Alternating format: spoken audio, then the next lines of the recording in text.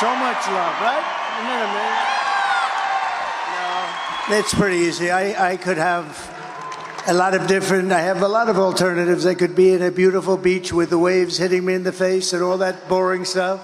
And I've been there, and you get very bored pretty easily. I have one thing in mind. It's called Make America Great Again. That's all I think about. Amen. But was there ever a moment, I mean, I don't want to go through the litany, but I was thinking about it today, because every person in this room has followed this so carefully.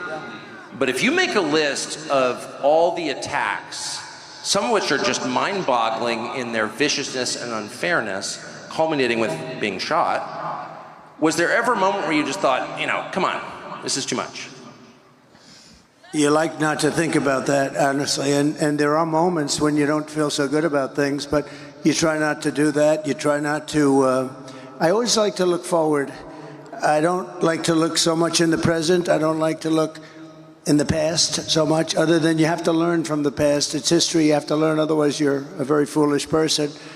But I like to look forward. I like to think of the positive. I think you have to have a sort of the power of positive thinking in a way. And I don't know, it's just a mission that I'm on. I felt we did great in the first election, 2016. We did much better in the second election. Bad things happened, bad things happened. And had I not done well in the second, I would have said, all right, that's it, because, you wouldn't have done well. But I knew how well we did. And now, she said, you're right about that. But, no, but if I didn't do, we got millions and millions more votes in the second election, which rarely happens to a president. Usually they get less. Almost all the time they get less. Obama got less. Barack Hussein Obama, he got a lot less. And had we not done well, but I knew how well we did, and I said, well, let's see how they do. And I waited around for a year, and I looked at these people, and Biden was grossly incompetent. I saw that. His vice president wasn't even a discussion. She came in last. She was the first one to get out of the Democrat primary. She was, I guess, number 22. I think there were 22 people, and she was the last. She was the last or first out, if you want to look at it that way. She never got to Iowa. But I was watching, and if they could do well, I would have been very happy. Actually, I would have been very satisfied. But they were grossly incompetent. And when I watched what they were doing and how they were destroying this country at the border, I mean, millions and millions of people. I'm sure we have some in here tonight with us, murderers and drug dealers, prisoners. They have prisons from all over the world are being emptied out into our country, all over the world, the Congo and Africa, not just South America. You know this. They're opening up their prisons and they're bringing them into our country. Anyway, so I watched other things too. Afghanistan. You take a look at Afghanistan, what happened with Afghanistan, how bad that was. I wanted to get out. We were getting out. We were going to keep Bagram, but we were getting out with dignity and strength. We were strong. And the way they got out, they took the soldiers out first. No, you take the soldiers out last. Anybody would know that. And you watched all of the things that happened. And I said, we're going to do this thing. We're going to do it again. And we're doing well. I mean, now we're going to know in 4 days. But we're doing very well. I think we're leading by a lot. And if we can keep that cheating down, because they're a bunch of cheats, if we can keep that cheating down, we're going to have a tremendous victory. I think it'll go down as one of the greatest victories of all time. So we're going to have an exciting time. We're going to have an exciting time.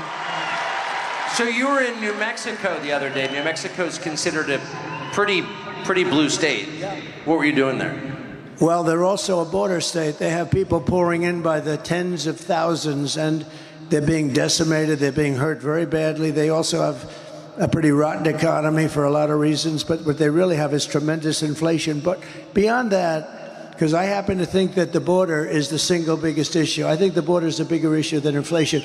Inflation is destroying, and it's a country buster. Inflation, it's broken up many countries, including Germany from many years ago.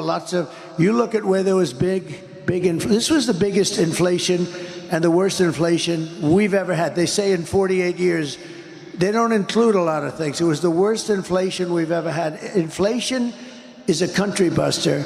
So I'm not trying to minimize that, but I think the biggest problem and the worst thing that's happened to this country is allowing millions of people in here that are criminal people. Look, when you empty out your prisons and you put them into the United States, a lot of bad things happen, and they're coming in totally unvetted, totally unchecked. They're pouring in. Venezuela has allowed thousands and thousands of the roughest prisoners in the world to come in.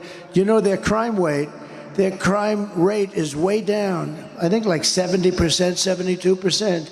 They've taken from Caracas and the cities in Venezuela where they have the problem. They've taken the street gangs and they've delivered them into the United States. Thank you very much. They've taken their criminals. They've taken their drug dealers and drug lords. They've taken them out of Caracas and they brought them into the United States. And it is a disgrace. And we are going to have to do a very large deportation because you can't live like that. You can't, it cannot be sustained, Tucker. It cannot be sustained. I think you know that better than anybody.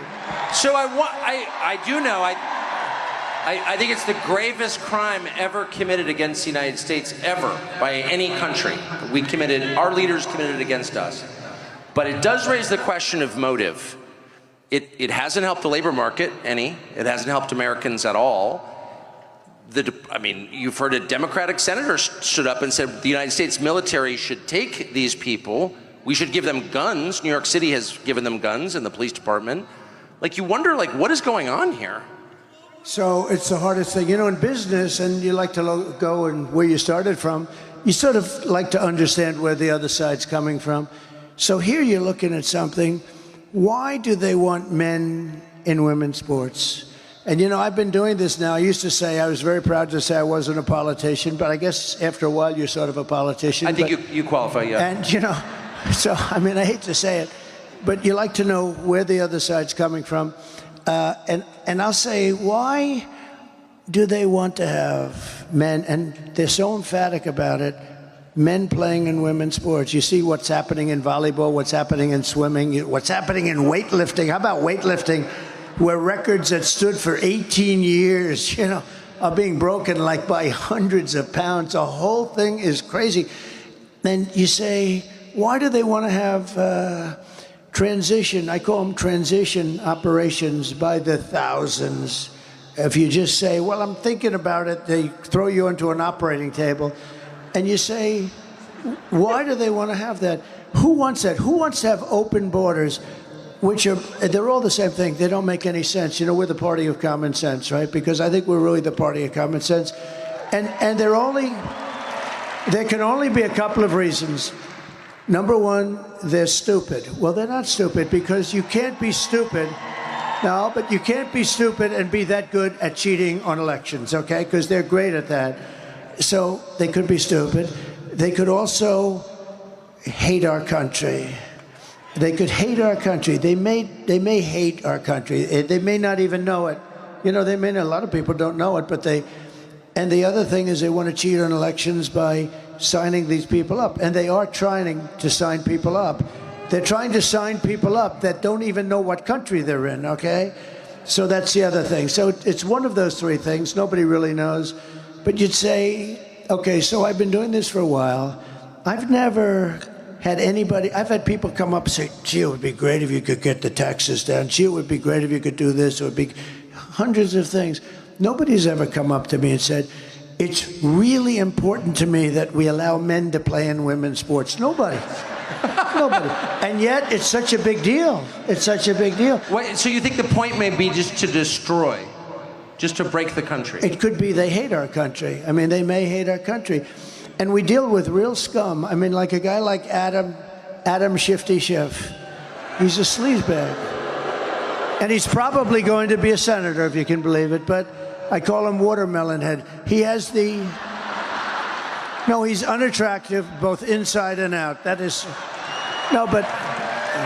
this is a really bad guy. This is a dishonest guy. Not a dumb guy at all. He's got the smallest neck I've ever seen on a human being. He will never be a football player, I can tell you. But he's a smart guy, but he's just a sleazebag. You know, there's nothing else you can... Should I give you a little example? I hope you will. I'm really enjoying this a lot. This gentleman happens to like my son, Don, I think, because he likes you. Now, maybe you don't, but he likes you. I have a son, Don, who's a good guy. He's a good guy. He's a wild man. A little wild. I would say he's a little wild. In a good way. But in a good way. He's a very good kid. And I read about, like, all of a sudden, he's involved with Russia. I said, but I know him so well. He's my boy. I know exactly. He knows less about Russia than the cameraman that's sitting right there who's never been. Don doesn't know anything about Russia. But one day, about, 2 years, 3 years before, they met, a whole group of people met with a Russian lawyer having to do with the Novitzky Act or something, having to do with child adoption. Crazy. But she was a Russian. Now, everybody in Congress knew this woman. But anyway, they go after him. Now, think of this. Russia was a major hoax, okay? It's now been adjudged to be a total major hoax. We had the Mueller Commission. We had everybody. It was a hoax. It was made up to justify why Hillary Clinton lost the election when she wasn't supposed to lose. It was a totally... And it was made up by Schiff and Hillary and some other just total sleazeballs. And what happened is the fake news media, which is back there, you do know that. They're always around someplace. But what happened is the fake news media, what they said is it started with a simple move. How did you lose the election? It was Russia. And I'm saying to myself, wait a minute, I won this election. What the hell did Russia have to do with it? And then it went, and it was only supposed to be a one-day deal by the Democrats. In other words, it was going to, but the press picked it up and they liked it. They like, ooh, Russia, that sounds good. You covered it better than you were funny. He'd go, Russia. He'd go crazy. But it drove you crazy, didn't it? Because you knew it was such a hoax. It was so insane, and all these people I knew believed it. It was such a hoax. They actually tried starting it up about 2 months ago. Did you see? It flopped. This time, the press just couldn't get away with it. I'll tell you about our lawsuit having to do with the Pulitzer. You know, we brought a lawsuit against, because they said, the New York Times, Washington Post, they got the Pulitzer Prize for accurate and beautiful reporting on the Russia hoax, you know, the whole thing. And I sued them, and it's doing very well, by the way. I want the reporters to give back their awards because they were wrong. There were plenty of guys that were right, like you and Sean, and there were plenty of guys that were right. But so I said, but here's the thing. So with Shifty Schiff, see, that's the weave. See, we start. You know about the weave, right? Start. As long as you come back to the right location. So what happens? You understand that? Yeah. Somebody said, does he ramble? I said, I don't ramble. I do the weave. I covered many, many subjects. And you always come back to the right. That's genius. There's a difference between rambling and genius. Okay. So now getting back to the point. So I have a son, Don, a good guy, knows nothing about Russia, that has zero. And they went through millions of phone calls. There wasn't one call to Russia, et cetera, et cetera. So Shifty Schiff, Adam Schiff, a real sleazebag, he's at an intelligence meeting, and he's not supposed to be talking, but wherever he goes, the press is out there standing because he's provocative or whatever the hell, or because they figure they'll get something bad on me, which is probably much more accurate. So Schiff comes out. Now think of this, how bad a person you have to be. I have a son, and I love my son. I love all my children. You love your children. I mean, there are a couple of people that, who doesn't love their children? There'll be about 20 people out there. But I have a son, and I love my son. And he's a good boy. He's a good guy. You know Eric, you know Barron. I love my kids. I have good kids. But I love my son. And Schiff goes out. Now think of this. It was him and Crooked Hillary and some other people. They conceived of this hoax. So they know it's a hoax. They know it's not real because it's a made-up story that they conceived, and, you know, they spied on my campaign, all this stuff. But they conceived of the story, so he knows the story is false. and yet he leaves an intelligence meeting, goes to the press, which is waiting outside, a lot of press, and he says something to the effect, Donald Trump Jr., the son of the President of the United States, will be going to jail. He will spend many years in prison for what he's done to our nation. And think of how bad you have to be. He just said that an innocent kid is going to go to prison on a story that's a bacocked story. It's a made-up story. And he said, my son, the president's son, is going to spend many years in prison. I called my son. I said, hey, Don, how's everything? Are you okay with this? He said, Dad, I don't know what they're talking about. He meant it. He said, I don't know what they're talking about. I didn't want to get into it too much because I didn't want to make him nervous. And I said, well, you don't know anything about Russia, do you? He said, Dad, I don't know anything. I have nothing. I don't know what they're talking about. So think of this. It turned out the Mueller report, and I tell you, it was an amazing thing that happened because I had 18 radical left lunatics, and I had Mueller who didn't know where the hell he was, okay? You saw that in the hearings. But think of this. I had no chance. It was a stacked court, but I had an angel in that court. I had somebody that wouldn't allow them to do what some of the sleazebags that you know, and you know who they are. Somebody on that court, and I think I know the person, high-quality person, and would not allow them to do what they would have loved to have done, is convict even though you're totally innocent, you didn't even know what the hell. So we were exonerated fully. There was no hoax, there was no anything. We were exonerated fully. But just think of it. Just think, and the Mueller report came out, and it was a complete exoneration. But here's a guy that made up a story that tried to put my son in prison for years. And he knew the story was false. They made it up. How bad a person do you have to be? And I heard the son of the President of the United States is going to jail, and he'll be there for many years on a story. Now, how would you feel if you're the kid? I mean, you're a young kid and you're hearing this crap. Just think of it. But how bad do you have to be? So you know it's fake because he made it up. And you know, he's a storyteller, too. You know, he writes little bullshit stories. You know that, right?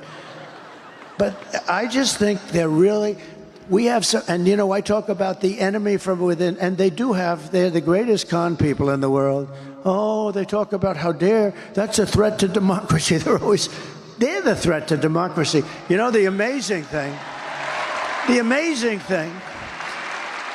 is where they say, he wants to become elected, and he wants to put people in jail. How terrible. That's what they've been trying to do to me for 4 years. And I should say that your son, Don, had 5 small children. Can you imagine threatening a man with 5 kids with prison for a crime he didn't commit? So you said that you were saved in the end by an angel. How have your views about God changed in the last 8 years, and particularly after getting shot? Well, look, I've always been a believer. But I wouldn't say, you know, there's a certain pastor, Robert Jeffress, and I didn't know, his name is Robert Jeffress, nice guy from Texas. And he said, you know, Trump may not be the best Christian of all, but he's the only one going to take us to the promised land because he's the best leader and he's the toughest guy and he's going to be able to get us through this crazy life. And he was a big supporter. And now I have unbelievable evangelical and Christian support. Because I've done a great job for them, and we're together. But he said he may not know the Bible quite as well as other people are supposed to. But, you know, he also did something. They picked Ronald Reagan over Jimmy Carter a long time ago. You know that, they said he wasn't quite as religious, but he's the guy that's going to get the job done. And I did a great job with a lot of things having to do with saving religion, because these people want to put religion out of business. These people are, you know, they go crazy when I say the enemy from within. And I said, look, we have China, we have Russia, we have Kim Jong-un of North Korea, we have a lot of people out there. But if you have a smart president, I had a great relationship with President Xi until the China virus came in, and that was a bridge too far, but we'll have a very good relationship.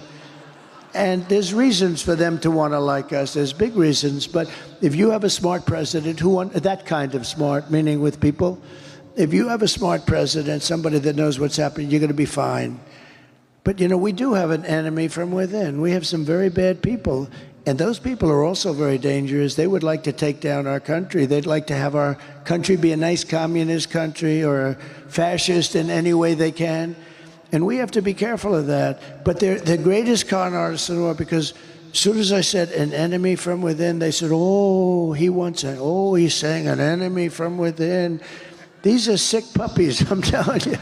Well, I gotta say, just objectively, I noticed that the second you left and Biden came in, we didn't have any more Antifa riots, which makes me wonder how is Antifa not the militia of the Democratic Party? Yeah, but you did have a lot of riots, and you have a lot of people being hurt in a different way. You have a lot of people being hurt very, very badly. We stopped.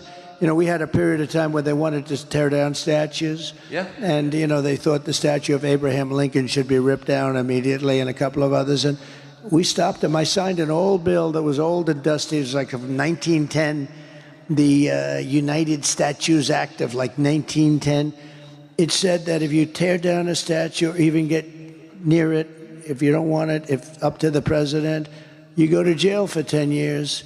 And when they started getting a little bit frisky, I took that old dusty statue, hadn't been used in a long time. We took it out, and they were getting a little wild. You remember that period of time? And I said, I had a little news conference, and I said, anybody that touches a statue, they were going to rip down Andrew Johnson. They were going to rip down Andrew Jackson. And the rope was already on them. And I saw what was going on. And I signed that thing, and I had a news conference. I said, anybody that touches a statue, if you touch the statue, you're going to jail for 10 years with no parole, no early getting out. And I looked, because there was a little discord in Washington. I looked at those people from the back, and I saw those people. I saw about 1,000 asses. They were facing me as they headed out of town. They were heading out of town, and we never heard from them again. Until recently, when you had, about 2 months ago, you had some horrible riots in Washington, D.C., where they took spray paint and they sprayed the limestone lions, and they burned the American flags badly. And, I'd like to see anybody that burns the American flag 1 year in jail. I really believe that. You mentioned the enemy within. It's pretty clear, well, it's not clear, it's a fact that the CIA and the FBI, which are absolutely not allowed by law to have any influence in American politics, because that's the end of democracy, both of them and a bunch of other intel agencies worked against you on behalf of the Democratic Party from the minute you got elected in 2016. And they're still doing it. They're working against you now. What will you do about that? So one thing I've learned in Washington, it's all people.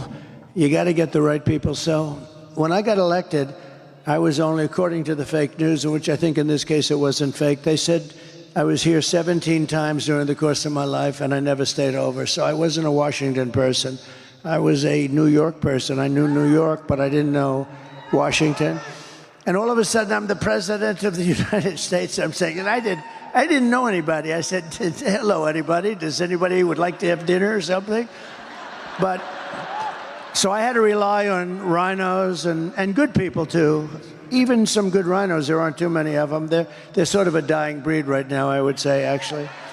But I had to rely on people that I didn't know to give me information. And I won't use any specifics, but I had some people in government with me, and I realized, and, they have pretty much different philosophies than I would have or than you would have. And for the most part, we had great people. I mean, we had great trade people. I had great military people. I had the real military, not the millies who's, they're stupid people. Some of these people. By the way, every one of those people having to do with Afghanistan should be fired immediately. Every general should be fired. immediately. You know, Biden doesn't fire anybody. That's why he never has books written about. Well, two reasons. Number one, nobody cares about him. It's not like, oh, let's write a book about Biden. Nobody cares. But the other thing is that I don't think, has he fired anybody? I don't think he's fired. I fired a lot of people. I didn't like people. I fired them.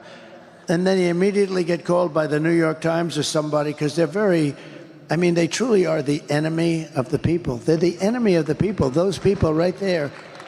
Not all of them, but about 91%. They're the enemy of the people. So they'll say, oh, he got fired, therefore he... And the interesting thing about firing people, you can fire them really nice, like I've taken months nice and easy, have lunch, let's think about it, In the end, they get fired, and then they wake up the next morning, that son of a bitch fired me, right?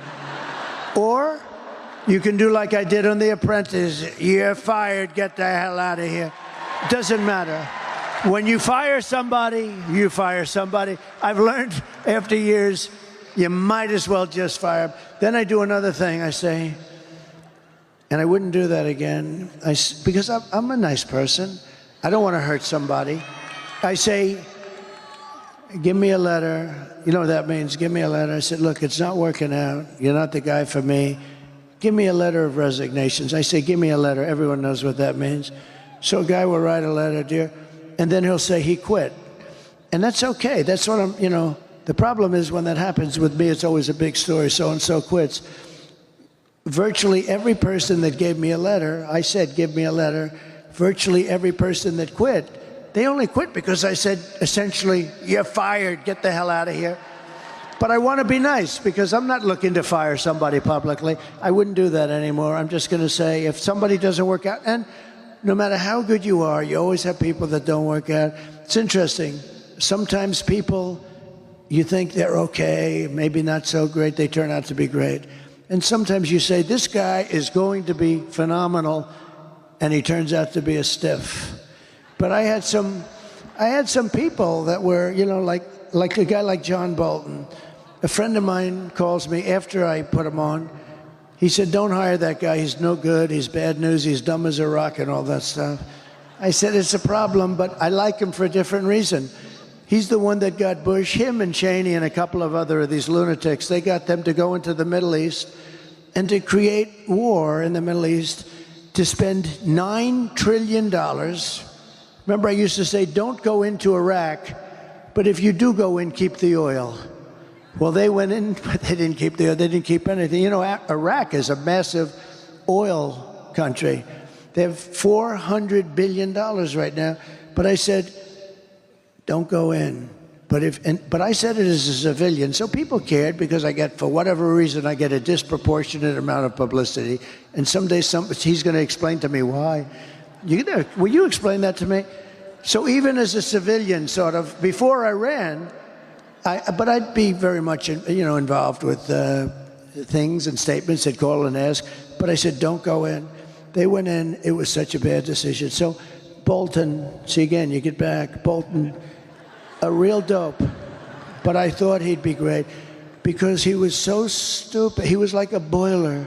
Every time, if somebody shot down a little tiny crappy drone that cost about $15, he'd want to go to war with Russia. I said, no, I think he was great for me, though, for a period of time because he was a nut job, and everybody, I could see his face get red with that stupid white mustache, and he'd be ready to explode. And this was good for me. I went to Kim Jong-un in North Korea. I took this moron with me, and he never said anything. But when Kim Jong-un saw him, he said, oh, shit, I think the guy wants to go to war. So he was great for me to negotiate with. The same thing with Russia. When Putin saw him, I'd be very nice. I'd say, hi, Vladimir, how you doing? And then Putin's, 2 rows back, and it'd see that moron, and it'd say, holy shit, this guy wants to go to war with me. And I got a lot of what I wanted. We killed, as you know, the Nord Stream 2. I killed Nord Stream 2. That's the other thing that's great. Their PR sense, their political sense, very interesting. They love to say that I was a friend of Russia. I worked for Russia. I was a Russian spy. These people are sick. The biggest job Russia ever had is Nord Stream 2. This is the biggest pipeline like in the world. Goes from Russia to Germany and all over Europe. I killed it. Nobody would kill it but me. I stopped it. The thing was half built, dead. Then there's obviously, look, in all fairness to Biden, he was dumb 35 years ago. He was a dumb guy. It's true. It's true. But he comes in and he approves it, but he stops the Keystone pipeline, which really we need. That's our pipeline. But think of it. Wrong country. Yeah, but think of it. It's rough. It's rough stuff. He stopped. I said, wait a minute, it's supposed to be the other way. Let Keystone go, but stop the Russian pipeline. And I went to the Germany and the different countries, but mostly Germany, and say, so let's get this straight. We're helping you and guarding you from Russia, but you're paying Russia billions of dollars a month for oil. How's that working? That's not working, dude. I mean, the whole concept. Anyway, I stopped it. And then I keep reading stories that, oh, I was a puppet for Russia. Putin actually said to me, if you're a puppet now, I'd hate to see if you were angry, because this was the biggest economic job. This was the most important thing that they probably had ever done, and I stopped it. It's all about the people, Tucker. If you have the right people, it goes beautifully. It's like in my real estate business. If I have a good building here and I have a good superintendent of the building, and that guy's doing a great job, and I've done it over the years with my father, would have a building and another building, and you'd have a great super here and a lousy super there. The one here, the building, everything was perfect. Over here, everything was crappy. That we have the.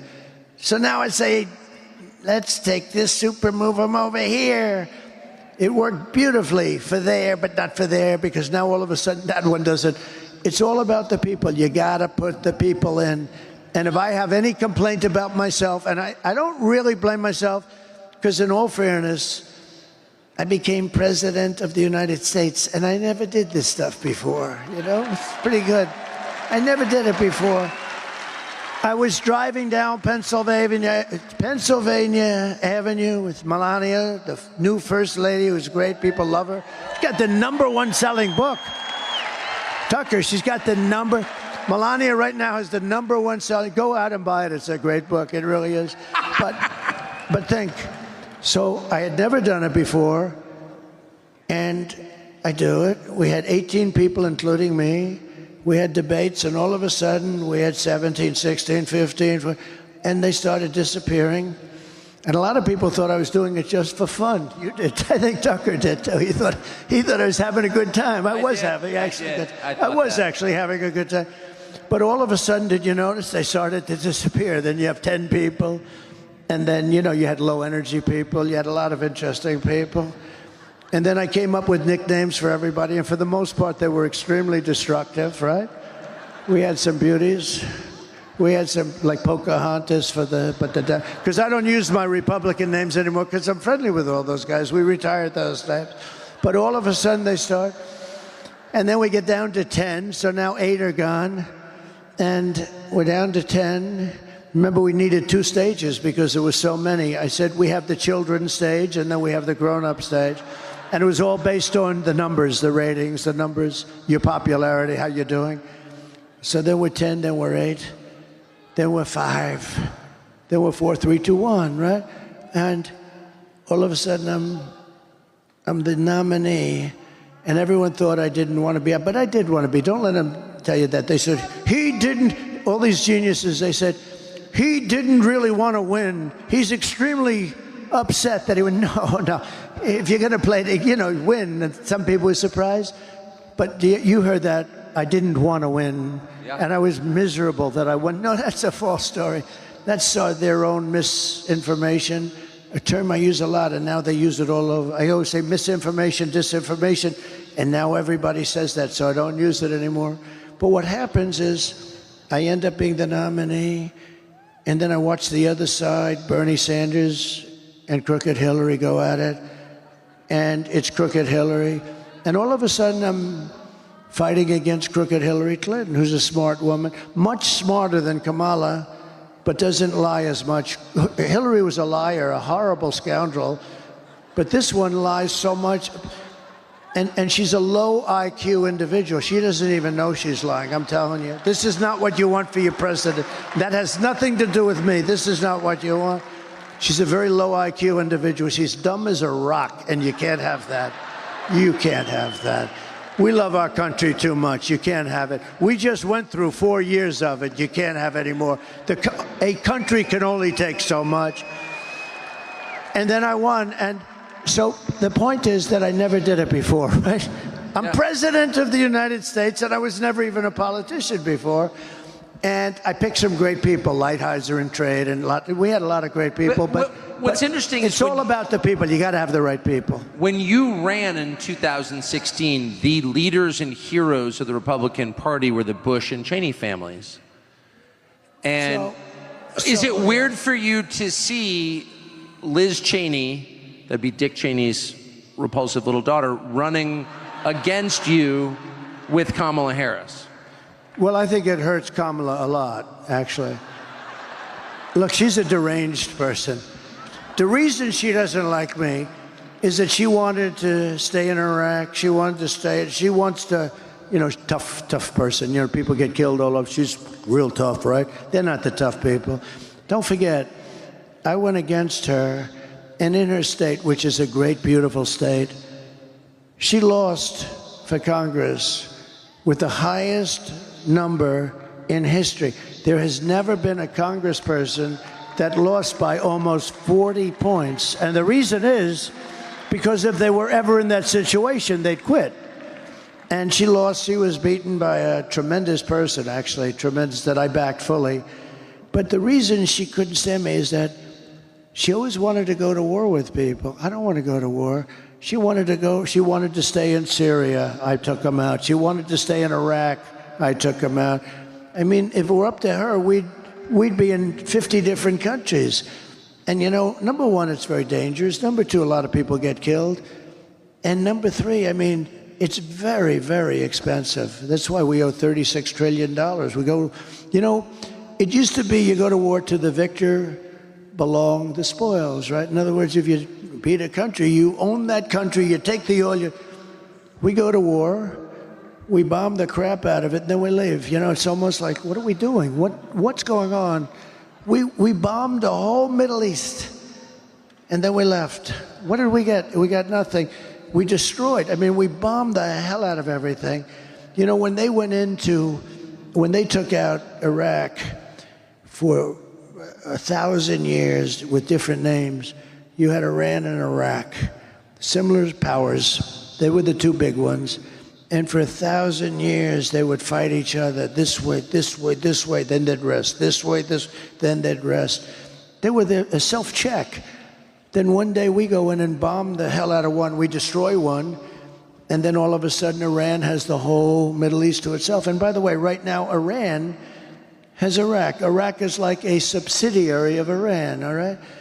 We did so many bad moves. And her father was it. You know, her father was... I was very critical of her father for years. I'd never met him, but I'd say anybody that went into the Middle East I thought was stupid. And they say, convinced Bush. Bush, oh, he was another beauty. But he supposedly convinced Bush to go in, him, Bolton, and some other lightweights, convinced them to go in. Let's go into the Middle East and destroy the whole place and kill millions of people. So they went in. But I was never a fan of Cheney. I was always very critical. And when I announced that, I was very critical, actually, not personally, but I said, he made a horrible mistake. What are these people doing? We spent 9 trillion with a T, not even with a B. Normally I say not million, billion, but now I say not billion, trillion. We spent $9 trillion bombing the hell out of the Middle East. And what the hell did we get other than lots of dead people, all over, including our people? We got nothing. So I was very critical of him. And then I announced I was running, and I was shocked that he was one of the first people. He endorsed me immediately. I said, that's amazing. But he had something that was very interesting. He had Scooter Libby, I mean, these are little stories that are interesting.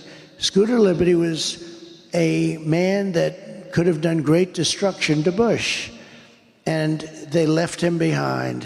He was given to the prosecutors. They prosecuted him rather violently, and he was almost like a sacrificial lamb. And as somebody that knows a lot about what's happening, I said, you know, if I were ever president, I'd do something with that guy. That guy got treated very badly, Scooter Libby. And when I became president, I actually called Dick Cheney. I said, let me ask you about Scooter Libby. He was best friends. He was begging Bush to give Scooter Libby a pardon, but Bush didn't have the courage to do it. You know, it takes courage to give a pardon. It does take a certain courage because the press comes after you, know, et cetera, et cetera. And he didn't have the courage to give him. He should have given him a pardon, but he didn't have the guts to do it. But Scooter, and what happened is Dick Cheney, for years, for a long time, hated Bush. And don't let anyone tell you, he hated. He said, you don't leave your wounded behind. And I understand that. And Scooter Libby really saved Bush, because he could have said things that would have been very dangerous for Bush in terms of getting impeached, in terms of going to jail, in terms of bad things happening. But Scooter Libby didn't do that. And in all fairness to Cheney, I give him credit for this. He was very loyal to him, but he couldn't get Bush to do what he should have done. I came into government, and I did what they should have done. They didn't have the guts to do it. I did it. And Scooter Libby was pardoned. I gave him a pardon. And I never met Scooter Libby, by the way. Never talked to him before that. And I got a call from Scooter Libby after I did that. And he broke down in tears, thanking me so much. And then Cheney called me, and he said, that was so incredible what you did for Scooter Libby, because he was really on Scooter Libby's. Scooter Libby took a lot of heat and took all of it and didn't say anything bad about Bush or Cheney or anything else. Could have done it, I know, because you have guys that do that, and you have guys that lie, which is worse, right? But you have guys that do that. But he was very loyal to them, and he suffered greatly. I released him. Cheney called me. He said, it's one of the nicest things I've ever seen done in politics. I said, look, I've heard for years he was treated unfairly. I've heard for years that Bush should have given him a pardon. All I did is do something that somebody else should have done. And Cheney was so, he said, I really want to thank you. He said, now I'm so glad that I actually endorsed you. It's amazing, but that you would do this. And I didn't speak to him about it. But then, go a couple of years forward or go now. And I don't blame him for sticking with his daughter. But his daughter is a very dumb individual, very dumb. She's a radical war hawk. Let's put her with a rifle standing there with 9 barrels shooting at her, okay? Let's see how she feels about it. When the guns are trained on her face. They're all war hawks when they're sitting in Washington in a nice building saying, oh, gee, let's send 10,000 troops right into the mouth of the enemy. But she's a stupid person. And I used to I'd have meetings with a lot of people, and she always wanted to go to war with people. So whether it's her, whether it's Dick, I was surprised a little bit with Dick Cheney. I didn't know him at all. I only had essentially the 1 or 2 phone calls, and it was only a call saying, thank you very much for doing that for Scooter Libby. That was nice. And Scooter Libby, by the way, was beyond, he couldn't believe that it happened. Nobody would do it. They should have done that for him years before. But I was a little surprised because I actually thought that Dick Cheney would go with me over his daughter, and he didn't. And you know what? I understand it. It's your daughter, and you go. But she's a bad person. One other thing, they had the J6 committee, and I say this for the fake news back there. They learned a lot of phony things, like that I took on when I was in the car, take me to the Capitol, I said, according to this young lady. And then they said, sure, we won't do that. Well, number one, if I said it, they do it. But I had 2 people, Secret Service guys, both extremely rough guys. One was like a karate champion, one was a weightlifter. She said, I grabbed the one by the neck, and when I was rebuffed, I went over to the other one, and I grabbed him in a chokehold or something. And actually, no, but how ridiculous, okay? Just not my thing. You would know. Hey, we can be tough, but it's not my thing. I wouldn't do it. I said, actually, can we go down to the Capitol? They said, sir, it's better if we don't. This was before anyone knew there was a problem, because there's a lot of people and it's going to be tough. Probably not. And you know, we had more people than I've ever seen up at the ellipse, up on top. And a small group went down to the Capitol. But I said, can you take? They said, sir, it's really a little bit tough. I said, that's okay. Whatever you think is, that's. She had me grabbing the one around the neck and being rebuffed. And then I grabbed the other one. And these are, I know them both very well. Bobby. I know Bobby wins, Bobby. And they're good. And they're good guys, too, but they're tough guys. I think they probably could have rebuffed me. I'm a little bit older. But friends of mine love the story. They said, leave the story. You sound like the toughest dude around. It's a great story. But it was totally made up. It was all made up. But here's the end result. The J6 committee, they call it the J6 Select Committee, like select. They're not select, they're scum. So what happens, take a look at them. They're all political hacks. But here's the thing that bothers me. They found out all this stuff was untrue. They found out her story was untrue. The two guys in the car testified. It's ridiculous, they said. It is ridiculous. Can you imagine? They also, I think, said it was the Beast, and it wasn't. It was one of the other ones. But you can't even get your hands through. But to think that I would be taking on two nice young guys simultaneously. All right, Sam, I'm ripping one and ripping the other. They're crazy. And then I went back to the White House, which I love, and I started throwing hamburgers all over the place. Okay. Finish the story is this.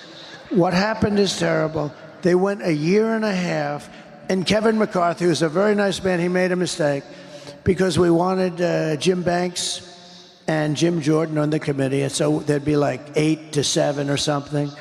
And called me on this. He said they didn't want Jim Jordan. He's a fighter. They didn't want Jim Banks. He's a fighter. And so Kevin said, we don't want anybody on the committee. We think this committee's a sham. And I understood that was good for a day, but for the 2.5 years, we had nobody to fight for us. In other words, we had a committee. You know who was representing us on the committee? Crying Adam Kinzinger and Liz, the moron Cheney. That was who was on the committee. So these were the two Republicans. Kinzinger, who was a total whack job, and Cheney, who was worse than him. This was so they talk about it was a bipartisan, they call it a bipartisan commission. And I think I'd never liked the idea of not, because even if you didn't have Jim Jordan, who's very good, and Jim Banks, we have a lot of great people that would have been good, and they would have, they would have mixed it up. End result, like, they finished their report, they burned and destroyed and deleted everything. Everything. And nobody, and you know why? Because they found out that Nancy Pelosi, it was her fault. She didn't put the security. I offered 10,000 National Guard or military. They found out it was Nancy Pelosi. They found out that the stories about me attacking two very tough guys that are slightly younger than me, just a few years, that wasn't true. They found out that much of it wasn't true, and they were very embarrassed.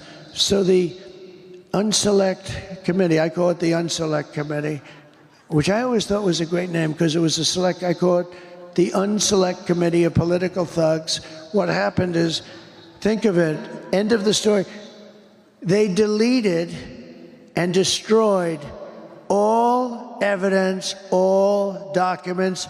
There's nothing. And the reason they did it, is because they were guilty as hell.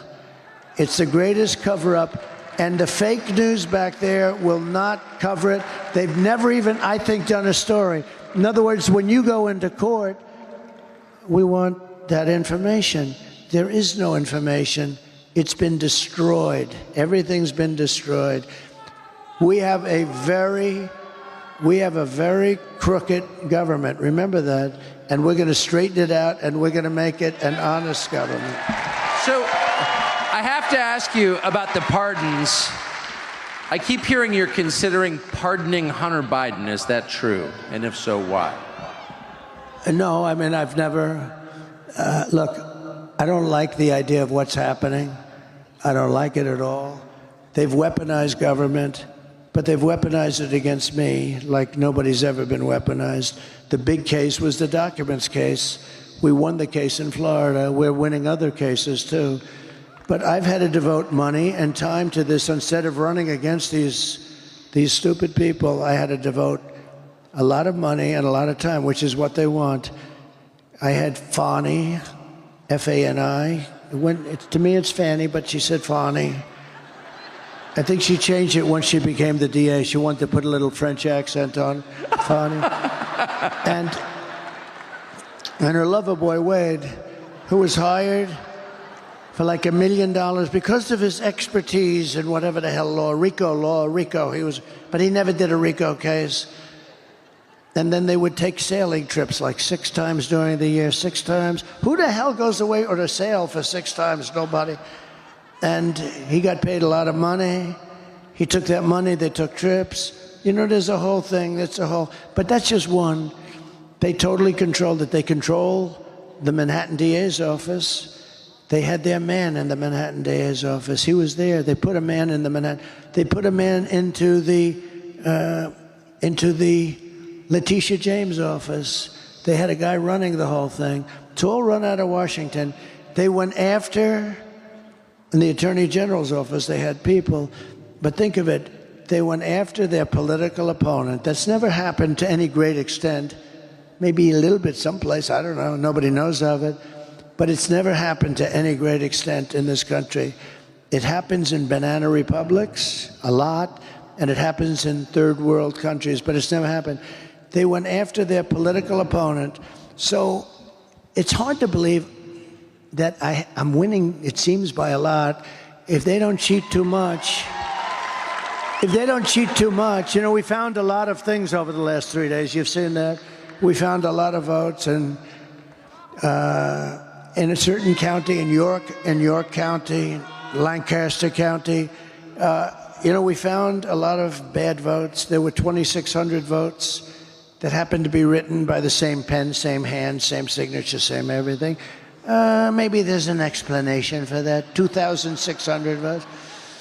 But we found a lot of stuff, but we're seeing to work it out. But think of it. It's hard to believe that I'm winning the election by a lot. Now, we got to keep the cheating down. We got to keep their cheating.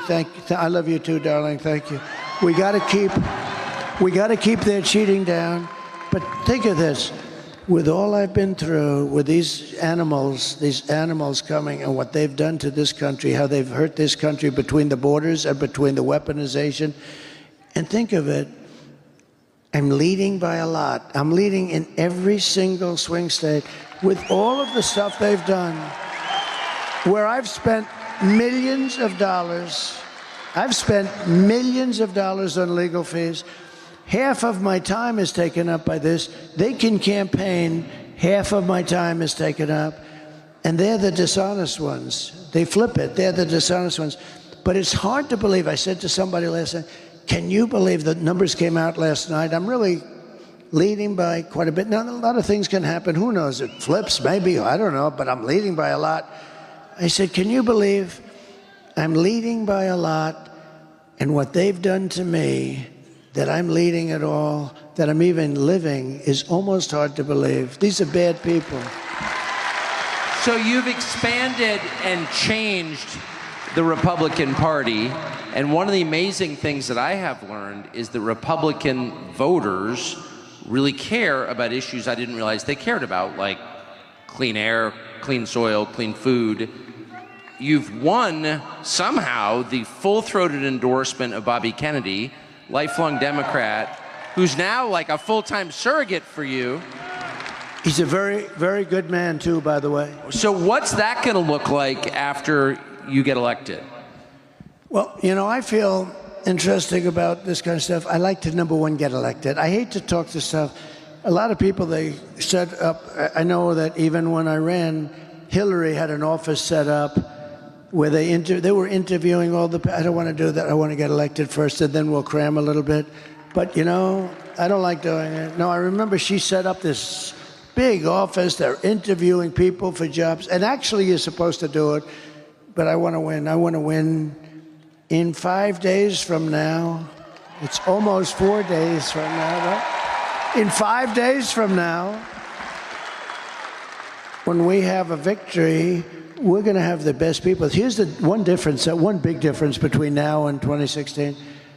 I know Washington and the people through testing, real testing, better than probably any human being that's ever hired people. So I went from not knowing anybody and having to rely on, in all fairness, Mike Pence and many other people. I had Mike Pence, and I had others, and they would recommend people.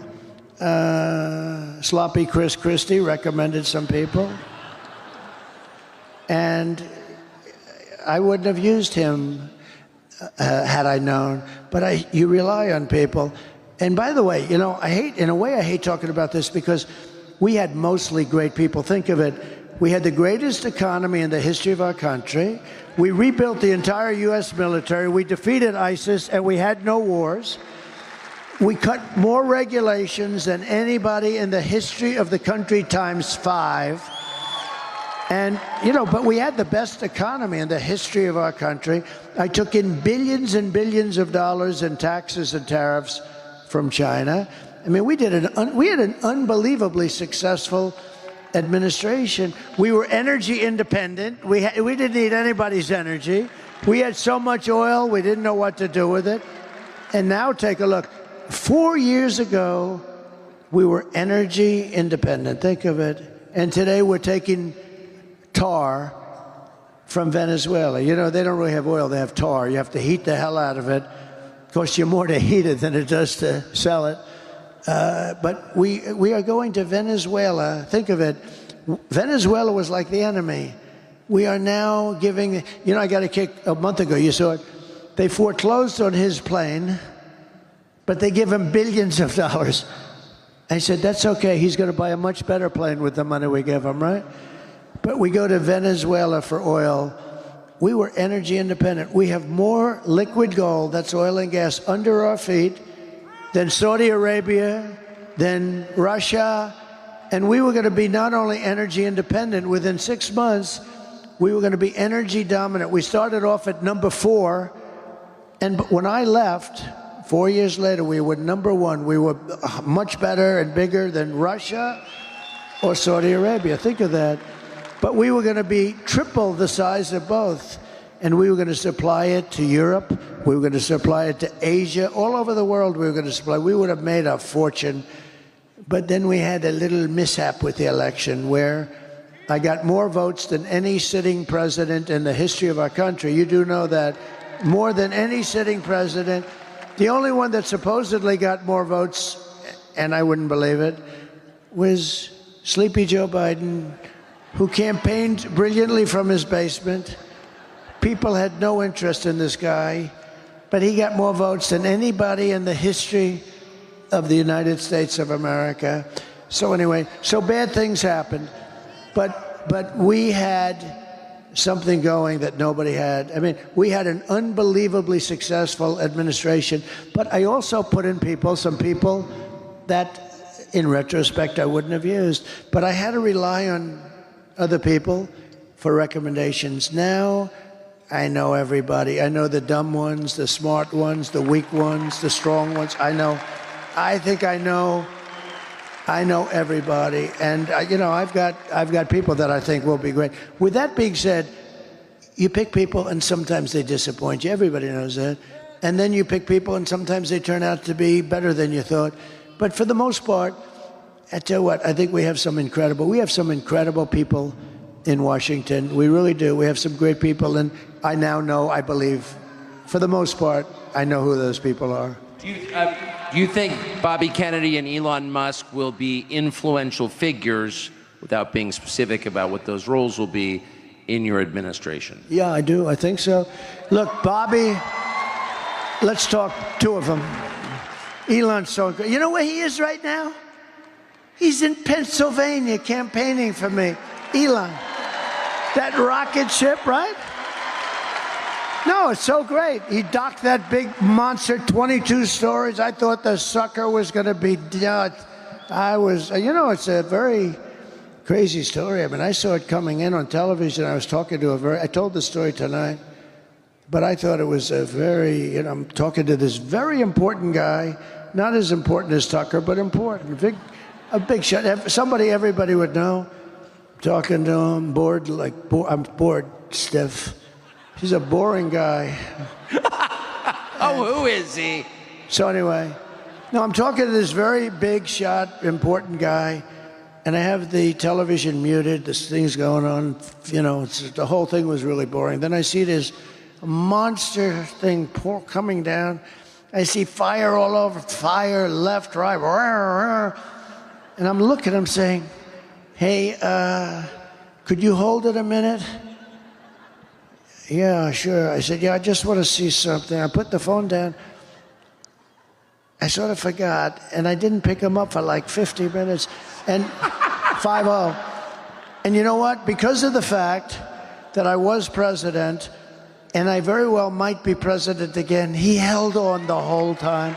Can you believe it? But it's true. I pick the phone up, I say, oh shit, the phone. Hello? Hello? He goes, hello? The poor guy. But I had to see this. And I turn it on, I see it. Now you have to understand, it left, I saw it leave, and it was beautiful white paint. Now it's coming down, and it's just dark brown. It's coming down at 10,000 miles an hour or something. I think it's 10,000. It's coming down at levels of speed that nobody ever even conceived of. And it's all burned and it's rough. But it's coming, and now it's turned around. It turns around. And you have the gantry, the big, beautiful gantry. And it's coming, and it's going to, I said, oh, it's going to crash, because you see at that bottom, this section right here, that sucker's, oh, I'm going, come on, baby. Come on. And I didn't know, actually, if I'm watching a science fiction movie or am I watching the news. I didn't know what the hell I'm watching. But I see this thing coming down, and all of a sudden it's going into the steel, the big steel gantry up here. It goes to things like 20 stories tall, too. It's going to crash. I said, oh, shit, it's going to crash. Coming down. And the lower section, right, it's coming right, it's ready. And then all of a sudden, whoa, fire, flames come pouring out of the lower section. It's jets. And they're pushing it over right here. And then it comes down. And I'm saying, I mean, is that the coolest thing you've ever seen, right? Is that the coolest? If you don't think I want a guy like that working for us, so, we've got to cherish our brilliant people. They don't treat him right. We've got to cherish our brilliant people, because we don't have too many of them. Nobody does. Nobody does. So, Elon, talk Elon first. Elon wants to, by the way, I'm having a great time up here. Are you having a good time? This guy. Is he the greatest interviewer? He asked me one little question. I talked for 20 minutes, and they're going to say he's better than Larry King at his prime, right? It's an easy job. Is that the greatest? you're an easy interview. He is great at what he does. There's few like him, I will tell you that. So with Elon, here's a theory, and he's right, that there's unbelievable waste and fraud. Like, I saved much more than $1 billion when I came into the White House in one day, when I said I'm not going to pay that much to Boeing for Air Force One. And they ended up taking much more than $1 billion off the price. It took about a couple of weeks, saying I'm not buying it. No, I don't want it. But there's a plane that you're saving much more than $1 billion. And you've got thousands of things like that. Not as much, and in some cases much more. They're building an aircraft carrier, the Gerald Ford. The thing came in like at $20 billion for about $20 billion. And it doesn't work because they decided to use electric catapults that throws the planes off instead of steam. They decided to go electric. Why are they people that going all electric? By the way, I'd end the electric mandate on cars day one. You should have electric, but you got to have gasoline. You got to have everything. That'll come off on day one. Many things will be done on day one. Your head will spin when you see what's going to happen. The stupidity. But what I like about Elon, you know, Elon's a great cost cutter. And Elon thinks he can cut the costs of our government by $2 trillion. Think of it. That's the entire deficit, you know, because it's now at a level. By the way, we have the biggest deficit we've ever had under this stupid group of people. But he thinks he can cut $2 trillion without affecting anybody, just through, and I think he can do that. I do. I believe that. And that's really what he wants to do. He doesn't want to work. He doesn't want to become a secretary of something. I mean, I'd love to have him, to be honest with you. But he doesn't want to. He's doing a couple of other things, you know, like rocket ships. You know, he sends 92% of the rockets that go up are his rockets. Think of that.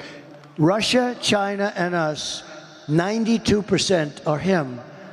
And he's the only one. I asked him, I said, are you the only one that can do that? He's the only one that can land it like that. And he said it'll be years before they can do it. He's a great guy. He wants to cut costs. That's what he wants to do. He wants to save the country. He said that if Trump doesn't get elected, the country is finished. Because, you know, he understands me. And I understand. I got to know him a little bit in the White House, but much more so over the last few months. He endorsed me. He gave me an endorsement that was so beautiful. He said, if Trump doesn't win, I think this country is finished. He's worried about the country. He's worried about it. He thinks he can save $2 trillion, in which case we don't have a deficit. I mean, the whole thing would be $2 trillion a year, by the way, a year. And I will definitely, now, Bobby is great. The only thing I'm a little bit worried about with Bobby, so I want him to work on health, and I think there's nobody like him. I mean, I think he's right with so much of the things he's talking about, because, you know, we're not a healthy country. If you look at some of the countries in Europe, they're much more healthy than us. We're a rich country. I mean, you know, we got to get rid of a little debt, but that's okay. I've typically been very good at that. I've been very proficient at that. I've had it both ways. I've had a lot of debt and I've had very little debt. And as you get older, having very little debt is much better, believe me. But you know what? He really wants to, with the pesticides and the, you know, all the different things. I said he can do it. He can do anything he wants. He wants to look at the vaccines. He wants everything. I think it's great. I think it's great. The only thing I say to Bobby is, leave the liquid gold under our feet alone. We want to have a little gasoline. Because you know what I'm going to do? We're going to unleash much of that. And we're going to, you know, Germany tried to go all green and they almost destroyed their country. And that was the end of Angela, by the way. That was it for Angela. They went all green. They had windmills all over the place. And the wind stopped blowing for a couple of weeks. And that was almost the end of Germany, actually. But the only thing, and I say it jokingly, but I say, Bobby, I love you looking at health. I want you to take care of the women of this country, the men of this country, and the children of this country. You don't have to worry about anybody else. But the one thing you got to do for me, Bobby, is leave what's under my feet, the oil and gas. You leave that to me, Bobby, because we're going to make so much damn money, and it's clean. It's going to make it clean. We're going to make, you know, look, China doesn't have that. That's why China's going electric. If we go electric, we're playing right into their hands. We have oil and gas. They don't. They have things for making the batteries and other things. They're going to make the electric cars. We're not going to be making the electric cars. The problem with the electric cars, and I think they're great in a smaller application, they don't go far, they cost too much, and they're going to be made in China. 3 minor problems, okay? But if you listen to this government, they want to make army tanks electric because they want to invade countries with their army tanks in a very friendly way from the pollution standpoint. The whole thing. You know what you have to do? The batteries are so big, they have a design where the army tank is going in and they have like a wagon, like a child's wagon with these massive batteries. Wait, we're going to have these green wars? These people are crazy. No, they want trucks to be all electric. The problem is they don't go far. That's a problem. You know what else is a problem? So the trucking industry comes to see me because they think I'm going to win. And they come in to see me. And these guys come in, and they're great guys. They've been in like Roger Penske. How good is Roger Penske? The guy's won, but he's in the trucking business too. He's won like 19 Indianapolis 5. Think of how good this guy is. Japan spends billions on coming up with a race car. Germany spends billions. I don't know if they've ever won, maybe 1 or 2. Roger Penske is an incredible guy. He won 19 Indianapolis 500s. It might even be 20. That was 2 years ago. I gave him the Presidential Medal of Freedom because I said he deserves it. After the 19th, I said he deserves it. But the truckers came in to see me. They say, sir, they want us to go all electric and it'll destroy the industry. Why? Because a truck is 2.5 times heavier if it's run by a battery. I said, that's not good. I don't like that. What does that do to the bridge? He said, how did you pick it up so fast, sir? Every bridge in the United States would have to be rebuilt. Every roadway would have, because they're not set for that kind of weight. Little problem. They don't go far, right? They only go. I said, how many times would you, New York to LA, how many times would you have to stop? 6 times, sir, 6. How many times would you have to stop if you loaded up with diesel fuel? We wouldn't have to stop at all, and we can come back a little bit of a ways, too. I said, that's a problem. They have a lot of problems, right? Another problem is the battery is much bigger than the